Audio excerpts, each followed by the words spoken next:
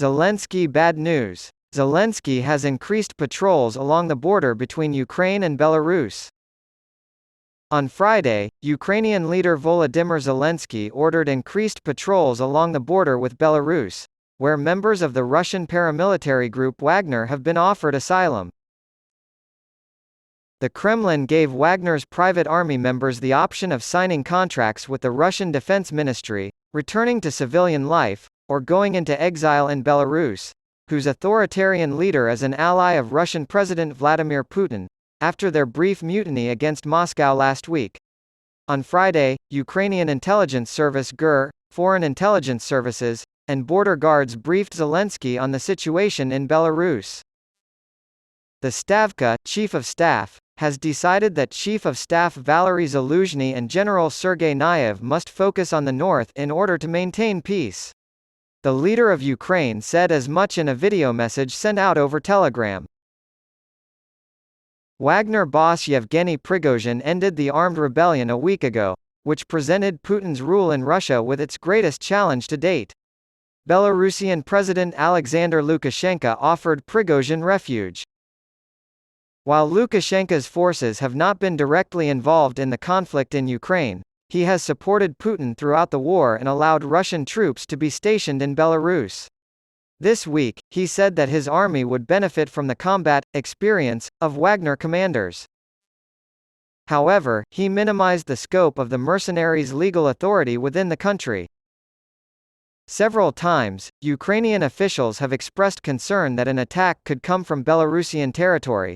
Is it possible for Americans from different political parties to have civil and productive conversations about politics? Every week, we show that the answer is yes. Consultants Julie Roginski, a Democrat, and Mike Duhame, a Republican and senior advisor to Chris Christie's presidential campaign, are longtime friends despite always working on opposing teams. Tom Moran, editor of the editorial page, joins them to talk about the events of the week. It's disturbing that the court felt compelled to issue a ruling on this legal theory. Can you conceive of a world where state legislatures are immune to all judicial oversight? No court could stop state legislatures that favored one presidential candidate over another from rigging the election to overturn the will of the voters. If the court had reached a different decision, our entire democratic system would have collapsed. It's not shocking that the court reached the correct conclusion on this matter. No court, under our system of checks and balances, would ever be allowed to eliminate its own role. On a larger scale, contrary to popular belief, this Supreme Court is not simply approving every conservative legislative initiative.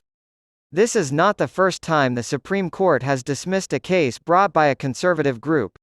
Those of us who support abortion rights have had our complacency jolted by this. It's one thing to learn that pregnant women in the past century often lost their lives. Seeing it happen to your neighbors and realizing it could happen to your wife, sister, friend, or anyone else is a whole different ballgame. The irony here is that Mitch McConnell may remain in the minority well beyond next year because he went out of his way to pack the court with anti-choice justices. I don't think the fervor of the pro-life movement has subsided at all. A pro-choice movement that had been outmaneuvered and complacent for decades has just caught up with it. The election results speak for themselves in terms of politics. Before the Dobbs decision, the Republicans had a shot at a major victory in 2022. Since the decision, pro-choice candidates have been elected in traditionally conservative states like Kansas and traditionally liberal states like Wisconsin.